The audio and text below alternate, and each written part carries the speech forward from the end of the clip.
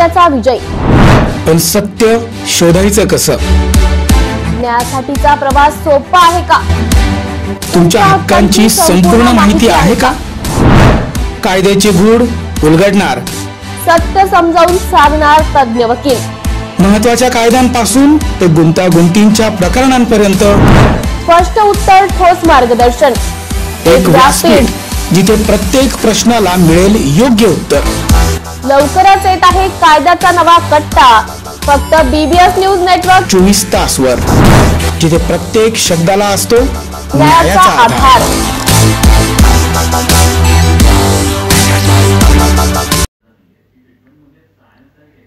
वैष्णवी हगवणे प्रकरणी पोलिसांनी योग्य कारवाई केली आहे। देवेंद्र फडणवीस आत्महत्येला प्रवृत्त करणं अशा गोष्टी सहन करणार नाही। कायद्याने जी काही कडक कारवाई करता येईल ती केली जाईल। मोक्का लावण्याकरिता काही नियम आहेत, ते नियमात बसेल की नाही हे पाहावं लागेल।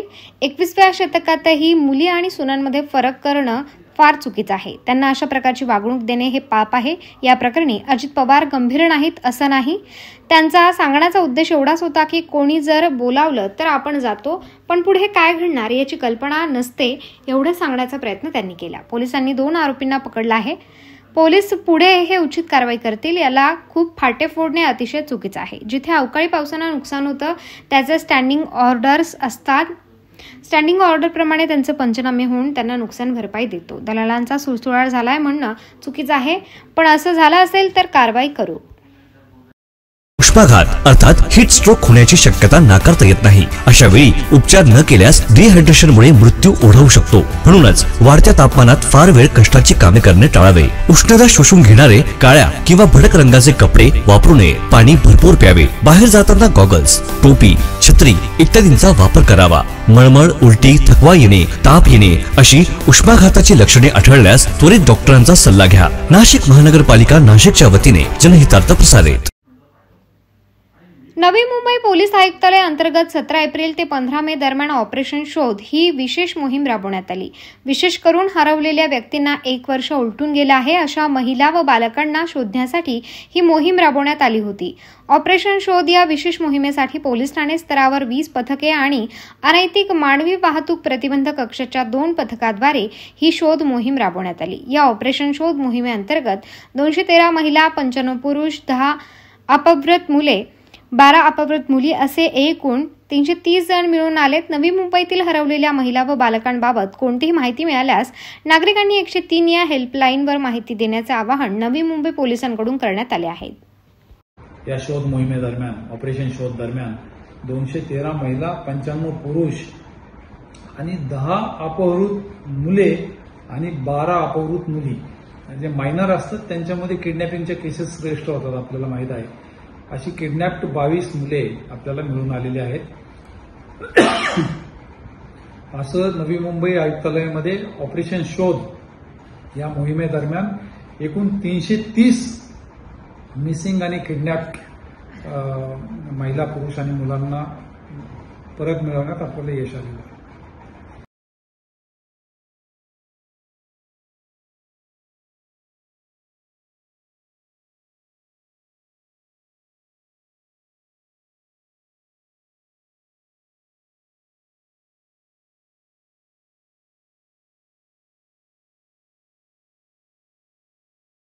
नाशिक महानगरपालिका सार्वजनिक आरोग्य विभागाच्या वतीने जाहीर निवेदन। शहरात वाढत्या तापमानामुळे उष्माघात अर्थात हीट स्ट्रोक होण्याची शक्यता नाकारता येत नाही। अशा वेळी उपचार न केल्यास डिहायड्रेशनमुळे मृत्यू ओढवू शकतो। म्हणूनच वाढत्या तापमानात फार वेळ कष्टाची कामे करणे टाळावे। उष्णता शोषून घेणारे काळ्या किंवा भडक रंगाचे कपडे वापरू नये। पाणी भरपूर प्यावे। बाहेर जाताना गॉगल्स, टोपी, छत्री इत्यादींचा वापर करावा। मळमळ, उलटी, थकवा येणे, ताप येणे अशी उष्माघाताची लक्षणे आढळल्यास त्वरित डॉक्टरांचा सल्ला घ्या। नाशिक महानगरपालिका नाशिकच्या वतीने जनहितार्थ प्रसारित। या ठिकाणी आढळले आहेत, त्यामुळे बुलढाणा जिल्हा आरोग्य प्रशासन अलर्ट मोडवर असल्याचं पाहायला मिळालं आहे। अद्यापपर्यंत जिल्ह्यात असा एकही रुग्ण नाही, मात्र त्यासाठी आरोग्य प्रशासन सज्ज असल्याचं सांगतंय। RT-PCR लॅब कार्यान्वित करण्यात आली आहे आणि कोरोनाची लक्षणे असलेल्या रुग्णांसाठी स्वतंत्र वॉर्डची व्यवस्था करण्यात आली आहे. जिल्ह्यातील नागरिकांनी घाबरून न जाता संबंधित आजाराची काही लक्षणे आढळल्यास तात्काळ नजीकच्या रुग्णालयाशी संपर्क साधावा असे आवाहन जिल्हा शल्य चिकित्सक डॉक्टर भागवत भुसारी यांनी केले आहे.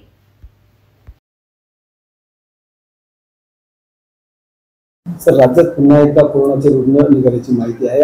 त्या अनुषंगाने आपल्या बुलढाणा जिल्ह्यात काय नेमक्या पूर्वतयारी करण्यात आलेली आहे, काय नेमकं नागरिकांना आवाहन करा? सध्या परिस्थितीमध्ये आपल्याकडे तापेचे पेशंट, ज्याला आपण सारी ताप, सर्दी, खोकला असे पेशंट म्हणू, असे तर आपल्याकडं एक फार निग्लिजिबल असतात आणि त्या माध्यमातून जेव्हा प्राथमिक आरोग्य केंद्र, उपकेंद्र आणि जिल्हा रुग्णालय, उपजिल्हा रुग्णालय यामध्ये या रुटीन ओपीडीमध्ये येणाऱ्या पेशंट जर समजा त्याला सर्दी, ताप, खोकला आणि त्याचे हातपाय दुखत असतील आणि त्याला आपल्याला सस्पेक्टेड वाटत असेल तर अशा रुग्णांची आपण एक टेस्ट करत असतो.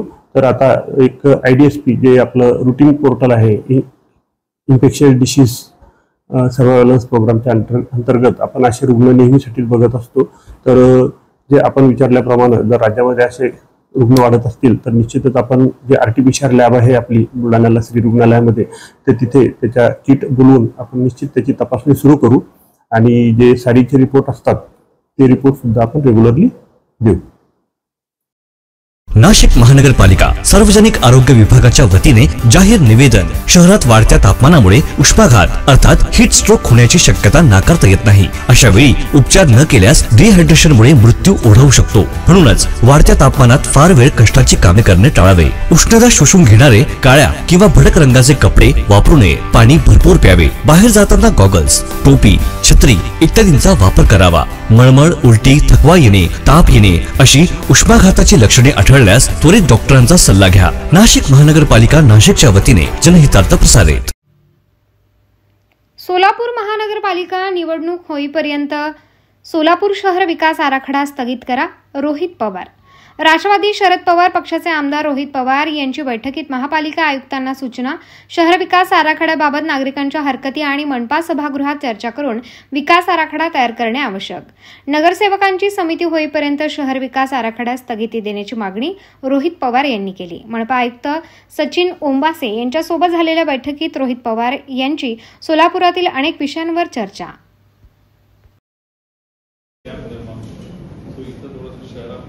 झाल्यासारखं वाटतं.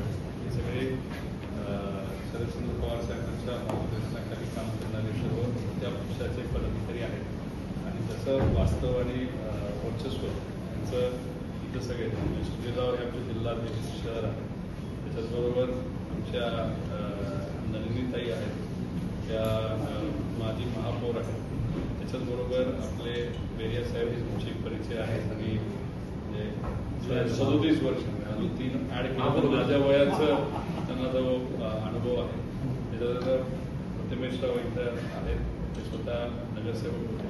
सुनीताताई आहेत, त्याच्याबरोबर डॉक्टर चव्हाण आहेत, रेखाताई आहेत सपाटे, त्याचबरोबर चंद्रकांत पवार, प्रतीक्षाताई चव्हाण, तसंच सरफराज शेख आहेत, जावेद भाऊ आहेत, पदाधिकारी अक्षय जाधव, असे प्रशांत बाबर आहेत, मिलिंद भाऊ, असे शिक्षणाचे पवार भाऊ आहेत. हे सगळे आमचे पदाधिकारी आहेत. तर याचं तुमच्याशी संवाद साधणं महत्त्वाचं होतं. याच्या पुढेही पदाधिकारी म्हणून ते जेव्हा येतील आपण त्यांना वेळ द्यावी अशी विनंती. याच्यात काही प्रमुख प्रश्न होते. त्याच्यामध्ये सगळ्यात महत्त्वाचा प्रश्न आहे, कन्फ्युजन असं आहे की पाणी वेळेवर येत नाही आणि त्याच्याबरोबर पाणी वेळेवर येत नाही. आलं तर काही ठिकाणी असतं, काही ठिकाणी नसतं. दुसरं पहाटे 4ला येतं, 12ला येतं, 1ला येतं. तर ते अनियमितता पाण्याच्या बाबतीत मोठ्या प्रमाणात आहे. तर थोडंसं याचं सगळ्याचं मत होतं की पाण्याच्या बाबतीत तुम्ही अजून थोडंसं अग्रेसिव्ह राहून रेग्युलर पाणी कसं मिळेल. कारण त्यात काय असेल, काही वयस्कर लोक असतात, मुलं पुण्यात काम करतात, त्यांना पहाटे जावं लागतं, बऱ्याच वेळा अडचणी असतात. काही ठिकाणी मुबलक पाणी येते की ते होतं जातं आणि काही ठिकाणी पाणी सुद्धा येतं. थोडंसं यांचं मत होतं की पाण्याच्या बाबतीत आपल्याला काय नियोजन करतात त्याचं तुम्ही थोडंसं जर यांना मार्गदर्शन करायला होता. 2 गोष्टी म्हणजे पाण्याची अवेलेबिलिटी म्हणतात, त्याच्यात ते तुमच्याकडं बऱ्यापैकी पाणी दिवसात कागदावर जे दिसतं पाणी दिवसावर पाणी देण्यावर पाण्याच्या आचरणीला आहे. त्याच्यात आता आमची काल पाईपलाईन झाली सर, टेस्टिंग सुरू झाली.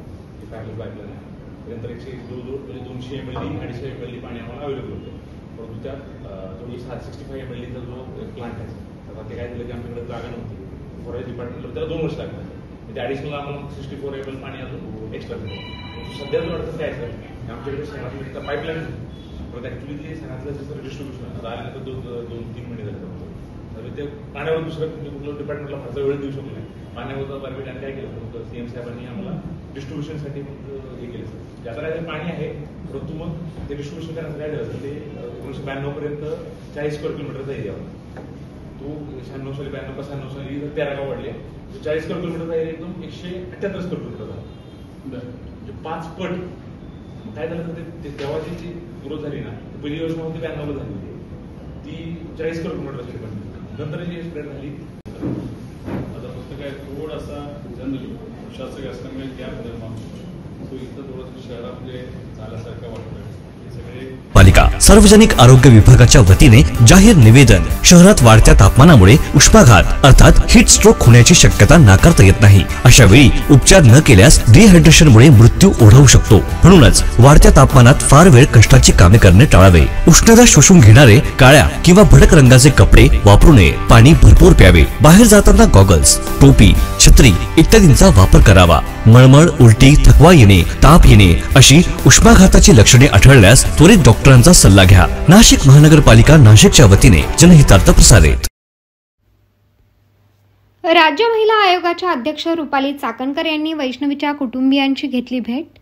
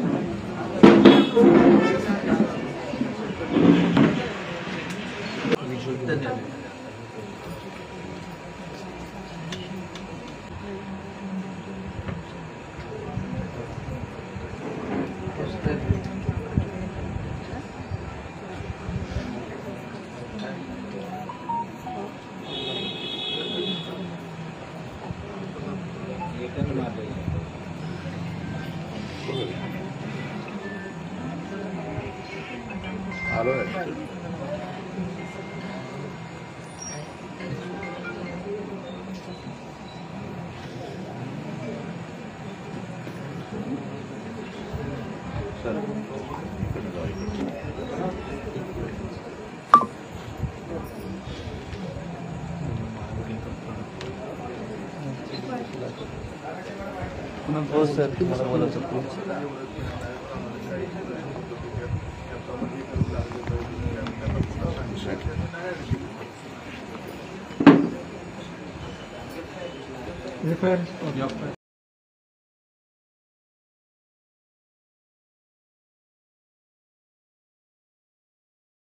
नगराला नवीन 5 बसेस दाखल झाल्या असून याच नवीन 5 बसेसचे लोकार्पण शिक्षक आमदार किशोर दराडे यांच्या हस्ते आज पार पडले. एकनाथ शिंदे मुख्यमंत्री असताना यावेळी येवला आगाराला नवीन बसेस द्यावे अशी मागणी करण्यात आली होती. विद्यार्थ्यांचे प्रवाशांचे येवला आगाराला कमी बसेस असल्याने हाल होत होते. याची दखल घेत शिक्षक आमदार किशोर दराडे यांनी येवला आगाराला नवीन बसेसची मागणी एकनाथ शिंदे यांच्याकडे केली होती. त्याच पार्श्वभूमीवर आज येवला आगाराला 5 नवीन बसेस देण्यात आल्या असून अजूनही काही दिवसांनी 5 बसेस येणार असल्याची माहिती किशोर दराडे यांनी दिली आहे. जे महाराष्ट्राकरता असं नाही, यापूर्वी सुद्धा राज्याचे माजी मुख्यमंत्री देवेंद्र फडणवीस आणि एकनाथ शिंदे साहेब गेल्या नागपूर अधिवेशनामध्ये सातत्याने आम्हाला सांगायचं का तुम्ही आमच्याकडे या, पण प्रामाणिकपणे आम्ही त्यांना सांगितलं की आम्ही उद्धव साहेबांकडून उभं राहिलेलो, त्याच्यामुळे आता काही येऊ शकत नाही. पण आता आमदार नरेंद्र राणेंची मुदत संपल्यानंतर त्या तालुक्याचा आणि शहराचा विकास करण्यासाठी शिंदे साहेबांचं नेतृत्व आम्ही स्वीकारलंय. माझ्या इलेक्शनसाठी सुद्धा शिंदे साहेबांनी अतिशय कष्ट घेऊन मला चांगल्या मताने निवडून आणून दिलेले. त्याच्यामुळे शिंदे साहेब खरंच जनतेचे कैवाऱ्यांनी लोकांना न्याय देणारे नेते आहेत. त्यामुळे आम्ही शिंदे साहेबांचं काम या तालुक्यात या जिल्ह्यात जोमाने करू आणि शिंदे साहेबांचे हात बळकट करण्यासाठी आम्ही दराडे परिवार आणि येवला तालुक्यातली आणि उत्तर महाराष्ट्रातील सर्व शिक्षक बांधव भगिनी त्यांच्या पाठीशी ताकदीने उभे राहणार आहेत. नगरपालिकेच्या सार्वजनिक आरोग्य विभागाच्या वतीने जाहीर आवाहन. गुइलेन बॅरे सिंड्रोम अर्थात GBS ला घाबरू नका, पण दक्षता घ्या. पाणी उकळून प्या. स्वच्छ आणि ताजे अन्न सेवन करा. शिजलेले व न शिजलेले अन्न एकत्रित ठेवू नका. लक्षात ठेवा, अचानक पायात किंवा हातात कमजोरी किंवा लकवा, चालताना त्रास किंवा अशक्तपणा, बऱ्याच दिवसांपासून डायरिया अशी लक्षणे आढळल्यास त्वरित डॉक्टरांचा सल्ला घ्यावा व तात्काळ उपचार सुरू करावा. सार्वजनिक आरोग्य विभाग, मनपा नाशिक द्वारे जनहितार्थ प्रसारित. गोविंदराव वंजारी फाउंडेशनच्या वतीने भंडारा जिल्ह्यातील पदवीधर बेरोजगारांसाठी रोजगाराची संधी उपलब्ध व्हावी या उद्देशाने भंडाऱ्यात रोजगार मेळाव्याचे आयोजन करण्यात आले आहे. गोविंदराव वंजारी फाउंडेशनच्या वतीने बुधवारी होणाऱ्या या बेरोजगार मेळाव्यात महाराष्ट्रातील 40 नामांकित कंपन्या सहभागी होत असून थेट मुलाखत घेऊन उमेदवारांची निवड करण्यात येणार असल्याची माहिती नागपूर विभाग पदवीधर मतदारसंघाचे आमदार अभिजित वंजारी यांनी पत्रकार परिषदेतून दिली.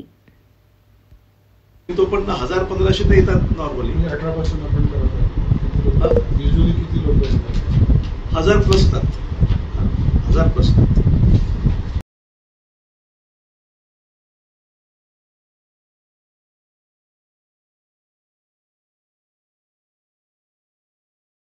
गडचिरोलीमध्ये आणि वर्धेला तिन्ही ठिकाणी मार्च महिन्यामध्ये 3 आमचे मेळावे झाले. आता पुढचा टप्पा म्हणजे 28 तारखेला भंडाऱ्याला, 29 तारखेला गोंदियामध्ये आणि मग जूनच्या शेवटच्या महिन्यामध्ये, शेवटच्या आठवड्यामध्ये आम्ही नागपूरमध्ये करणार आहे. या सगळ्या नामांकित 43 कंपन्या आता या ठिकाणी येणार आहेत आणि त्याच्यामध्ये नॅशनल, मल्टीनॅशनल आणि नामांकित कंपन्या, IT सेक्टरमध्ये काम करणाऱ्या कंपन्या आहेत, मॅन्युफॅक्चरिंग युनिट्स आहेत, ऑटोमोबाईल युनिट्स आहेत, बँकिंग सेक्टर आहे, अशी फार्मास्युटिकल कंपनीज आहेत. अशा वेगवेगळ्या कंपन्यांना घेऊन आम्ही या ठिकाणी येतो आहे. आमची विनंती आहे की आपण आपल्या सर्व माध्यमांच्या माध्यमातून याला चांगला प्रतिसाद द्यावा, जेणेकरून लोकांपर्यंत या बातम्या गेल्या पाहिजे. आपल्या पूर्व विदर्भामध्ये सुद्धा मोठ्या प्रमाणामध्ये चांगले विद्यार्थी आहेत, चांगले महाविद्यालय सुद्धा आहेत, चांगल्या संस्था आहेत. या ठिकाणी पास होणाऱ्या विद्यार्थ्यांची संख्याही मोठ्या प्रमाणामध्ये आहे. पण अनेक वेळा विद्यार्थ्यांना हे कळत नाही की ग्रॅज्युएट झाल्यानंतर त्याला कुठल्या पद्धतीची नोकरी मिळेल आणि म्हणून हे सर्व प्रकारचे उपक्रम आम्ही त्याकरिता करतो. आम्ही या कार्यक्रमाच्या व्यतिरिक्त दरवर्षी आम्ही गुणवंत विद्यार्थ्यांचा सत्कार, ग्रॅज्युएट्सचा सत्कार, तो सुद्धा कार्यक्रम आम्ही दरवर्षी घेतो. यावर्षी सुद्धा जून महिन्यामध्ये ते आमचे कार्यक्रम सुरू होतील. त्यानंतर स्वयंरोजगार प्रशिक्षणाचे कार्यक्रम सुद्धा आम्ही 6 जिल्ह्यांमध्ये सातत्याने घेतो आणि म्हणून हे सर्व कार्यक्रम सातत्याने आपण घेऊन इथल्या विद्यार्थ्यांना त्यांच्या करिअरच्या दृष्टिकोनातून मार्गदर्शन त्यांना मिळालं पाहिजे. त्यांचे सत्काराचे कार्यक्रम झाले पाहिजे, गुणवंताचा सत्कार झाला पाहिजे. त्यांना ग्रॅज्युएट झाल्यानंतर नोकरीची संधी कशा पद्धतीने मिळते तो उपक्रम झाला पाहिजे आणि म्हणून हे कार्यक्रम आम्ही सर्व या ठिकाणी 6 जिल्ह्यामध्ये राबवतो. अतिशय चांगला स्तुत्य अशा पद्धतीचा उपक्रम आहे. याला आपण सर्व आपल्या माध्यमातून पब्लिसिटी द्यावी अशी विनंती आहे आणि काही प्रश्न असेल तर आपण नगरपालिकेच्या सार्वजनिक आरोग्य विभागाच्या वतीने जाहीर आवाहन. गुइलेन बॅरे सिंड्रोम अर्थात GBS ला घाबरू नका, पण दक्षता घ्या. पाणी उकळून प्या. स्वच्छ आणि ताजे अन्न सेवन करा. शिजलेले व न शिजलेले अन्न एकत्रित ठेवू नका. लक्षात ठेवा, अचानक पायात किंवा हातात कमजोरी किंवा लकवा, चालताना त्रास किंवा अशक्तपणा, बऱ्याच दिवसांपासून डायरिया अशी लक्षणे आढळल्यास त्वरित डॉक्टरांचा सल्ला घ्यावा व तात्काळ उपचार सुरू करावा. सार्वजनिक आरोग्य विभाग, मनपा नाशिक द्वारे जनहितार्थ प्रसारित.